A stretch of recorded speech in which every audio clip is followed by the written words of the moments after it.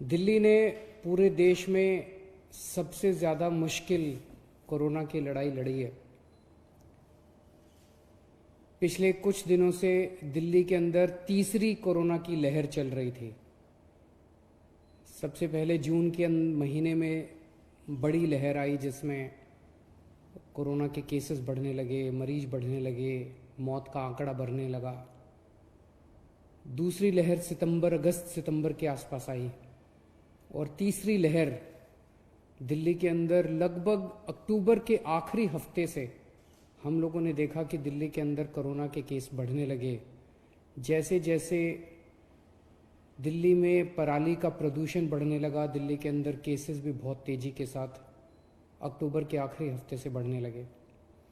लेकिन दिल्ली के लोगों ने कोरोना के खिलाफ ये जो मुहिम थी इसको एक आंदोलन बना लिया, इसको एक मुहिम बना लिया। और मुझे कहते हुए बड़ी खुशी है कि ऐसा लगता है कि हम सब दिल्ली वालों ने मिलके इस तीसरी लहर के ऊपर भी काफ़ी हद तक काबू पा लिया है। ऐसा लगता है कि तीसरी लहर भी अब ख़त्म होने लगी है या ख़त्म हो गई है। नवंबर के महीने में एक दिन ऐसा आया था जब 8600 केसेस एक दिन में आए थे, 8600 केसेस एक दिन में आए थे। देश ही नहीं पूरी दुनिया के अंदर ये सबसे ज़्यादा डेली केसेस थे। इतना तीव्र, इतना तेजी के साथ कोरोना ने अटैक किया था दिल्ली के ऊपर। पूरी दुनिया में सबसे ज़्यादा केस एक दिन में 8600 दिल्ली के अंदर आए थे। लेकिन दिल्ली के लोगों ने मिलके, दिल्ली सरकार के साथ मिलके इसको काबू पाया। मुझे याद है अप्रैल के पहले हफ्ते में न्यूयॉर्क में 6300 केस आए थे। उस वक्त वो सबसे ज़्यादा थे दुनिया भर में। और उस वक्त न्यूयॉर्क के अस्पतालों के कॉरिडोर में, न्यूयॉर्क के अस्पतालों के बाहर गली में मरीज पड़े हुए थे कि कब मेरा नंबर आएगा। बेड भर चुके थे, आईसीयू भर चुके थे, चारों तरफ अफरा तफरी का माहौल था। मैंने वो वीडियो देखे हैं। लेकिन दिल्ली के अंदर 8600 केसेस भी जब आए तो दिल्ली के अंदर कोई अफरा तफरी का माहौल नहीं था। पेशेंट्स कॉरिडोर में नहीं पड़े हुए थे, पेशेंट्स सड़कों पे गलियों में नहीं थे।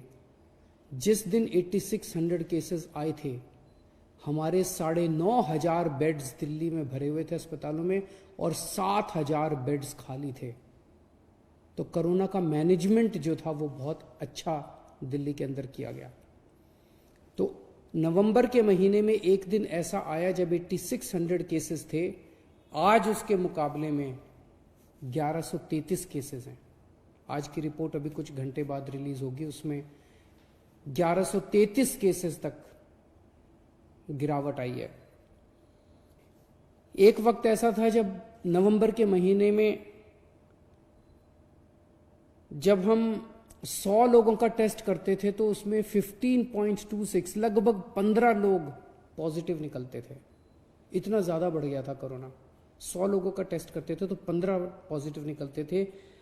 आज हम 100 लोगों का टेस्ट करते हैं तो 1.3 आ गई है पॉजिटिविटी। अभी जो थोड़ी देर में रिपोर्ट आएगी उसमें 1.3 पॉजिटिविटी आ गई है, जो शायद पूरे देश भर में भी और काफ़ी कम है। दिल्ली के मुकाबले भी, दिल्ली में जो हमने देखा उसके मुकाबले काफ़ी कम है। आज जो थोड़ी देर में रिपोर्ट आएगी उसमें 87,000 टेस्ट किए हुए हैं, जिसमें से केवल 1133 केसेस पॉजिटिव आए हैं। नवंबर के महीने में एक दिन ऐसा पहुंच गया था जब दिल्ली में 45,000 मरीज हो गए थे। एक्टिव केसेस 45,000 मरीज हो गए थे। आज वो घट के 12,000 के करीब रह गए हैं केवल। लगभग 96.5% रिकवरी रेट है। मतलब अगर 100 लोग दिल्ली में बीमार हुए तो 96.5 लोग ठीक हो चुके हैं और बाकी लोगों का इलाज चल रहा है। 19 नवंबर को दिल्ली में सबसे ज़्यादा मौत का आंकड़ा आया था 131, जो अब घट के 37 रह गया है।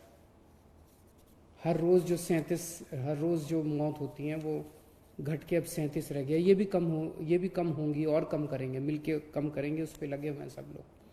तो हमने दिल्ली के अंदर सबसे ज़्यादा इम्पोर्टेंस टेस्ट करने को दी। टेस्ट इतना ज़्यादा बढ़ा दिया, मुझे अपने डॉक्टर्स पे, कोरोना वॉरियर्स पे, नर्सेस पे, हमारे ऑफिसर्स पे, स्टाफ पे इतना गर्व है कि उन्होंने समय की मांग के अनुसार रात दिन 24 घंटे मेहनत की। आप सोच के देखिए, अगस्त के महीने में 20 अगस्त तक हम 20,000 के करीब टेस्ट किया करते थे। सेकेंड वेव आई, हमने सबको कहा, अफसरों को कहा, डॉक्टर्स को कहा, भी टेस्ट बढ़ाने हैं। हफ्ते 10 दिन के अंदर उन्होंने 20,000 से 60,000 टेस्ट डेली करने चालू कर दिए। और जब तीसरी वेव आई अभी, तो उन्होंने 60,000 से 90,000 टेस्ट डेली करना चालू कर दिए। तो हम टेस्ट करते थे, उनको आइसोलेट करते थे, टेस्ट करते थे, उनको आइसोलेट करते थे। आज दिल्ली के अंदर लगभग 90,000 टेस्ट डेली हो रहे हैं। इतने टेस्ट भारत के अंदर तो सबसे ज्यादा है ही, पूरी दुनिया के अंदर सबसे ज्यादा टेस्ट आज दिल्ली के अंदर हो रहे हैं। मैं आपको कुछ आंकड़े देना चाहता हूं। आज दिल्ली में डेली हर 10 लाख की पॉपुलेशन पे 4,500 टेस्ट हो रहे हैं। दिल्ली में डेली हर 10 लाख की पॉपुलेशन पे 4,500 टेस्ट हो रहे हैं। उत्तर प्रदेश में डेली हर 10 लाख की पॉपुलेशन के ऊपर 670 टेस्ट हो रहे हैं। गुजरात में हर 10 लाख की पॉपुलेशन के ऊपर हर रोज 800 टेस्ट हो रहे हैं। दिल्ली में 4,500 हो रहे हैं। अमेरिका में हर रोज 10 लाख की पॉपुलेशन के ऊपर 4,300 टेस्ट हो रहे हैं। दिल्ली में 4,500। इंग्लैंड में हमसे ज्यादा हो रहे हैं, 4,800 टेस्ट पर डे पर मिलियन। एक और बड़ी बात दिल्ली के अंदर हमने की, जब केसेस बढ़ने लगे, इधर उधर से मुझे गलत सलाह दी गई। कुछ लोगों ने मुझे कहा कि अरविंद जी ये टेस्ट जो है ये कम कर दो, अरविंद जी ये टेस्ट जो है ये थोड़ा सा फ्रॉड कर लेते हैं इसमें। उन्होंने कुछ दूसरे राज्यों के वीडियो देखे थे कुछ लोगों ने। एक राज्य का वीडियो आया था जिसमें एक ही डॉक्टर अपने ही नाक में डाल डाल के 50 सैंपल ले रहा है, और फिर उन्होंने वो सारे नेगेटिव दिखा दिए 50 सैंपल। इस किस्म के कई जगह से पता चला कि कई जगहों पे फ्रॉड हो रहा है टेस्टिंग में, और वो फ्रॉड इसलिए हो रहा है ताकि फ्रॉड करके नंबर कम दिखाए जा सके, ये दिखाया जा सके कि इस राज्य ने काबू पा लिया।